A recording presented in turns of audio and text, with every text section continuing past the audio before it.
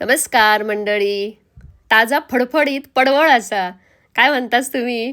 आता भाजी अंकाच फडफडीत मनाचा लागताला श्रावण संपेपर्यंत तरी पडवळ आणले बघा, एकदम ताजा असा. आणि आज पडवळच्या भाजीत पावटे घालतय, वाल पण म्हणतात हे का. आम्ही पावटेच म्हणतो. आपले भिजवले भारी असे आणि सोलून घेतले बघा. लय वेळ लागता हे पावटे सोलूक.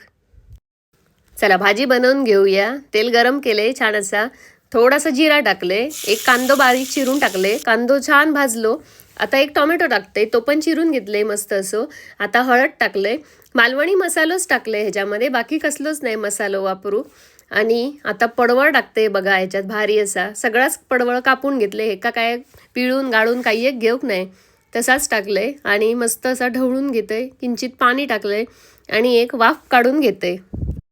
चला आता ना जराशी वाफ इलेली आहे. आता हे पावटे किंवा वाल तुम्ही काय म्हणशाल ते तर टाकतंय आणि थोडासा पाणी टाकतंय आणि जरा भाजी भारी अशी शिजवून घेतंय. आपली भाजी आहे ना आता छान अशी शिजलेली आहे.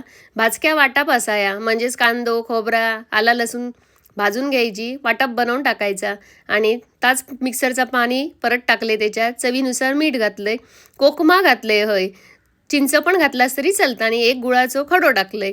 एकदम भारी अशी उकळी काढून घेतलंय आणि वरून आता ना थोडीशी कोथिंबीर टाकतंय, म्हणजे आपली एकदम भारी अशी पडवळ पावट्याची भाजी रेडी झालेली आहे. रेसिपी आवडली तर करून बघा आणि माका कमेंट करून पण सांगा कशी झाली ती. धन्यवाद.